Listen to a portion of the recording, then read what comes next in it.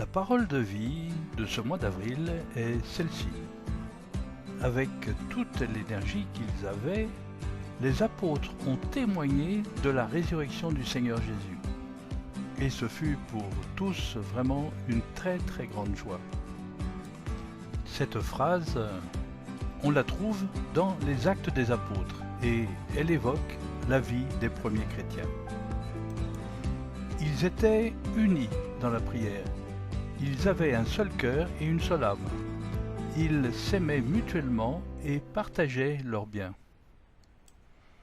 C'est aussi ce que Chiara Lubick, a écrit dans un livre sur la parole de vie en 1986.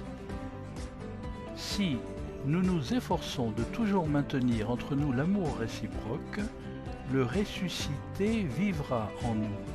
Il vivra parmi nous. Et il irradiera autour de nous la lumière de sa grâce, transformant les lieux où nous vivons avec de nombreux fruits. Et Margaret Karam, en septembre dernier, septembre 2023, de l'écrire à chacun d'entre nous, dans un texte qui est d'actualité, qui est appelé « Appeler et envoyer ». Au travers de chacun de nous, Dieu veut continuer à raconter son histoire d'amour.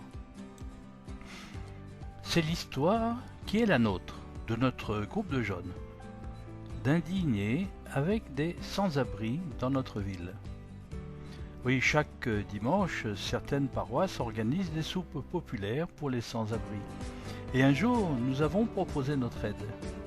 Nous avons préparé la salle et accueilli les gens. Ce jour-là, ils étaient environ une vingtaine. Nous les avons servis à table et nous avons écouté leurs histoires. Combien de douleurs et de souffrances se cachent derrière chacune d'entre elles. Ils nous ont demandé qui nous étions pour faire cela et quel était notre idéal. Alors nous leur avons dit, c'est le monde uni. Certains nous ont remerciés en nous disant qu'ils étaient contents de ce que nous avions fait, et l'un d'entre eux a voulu rester pour nous aider.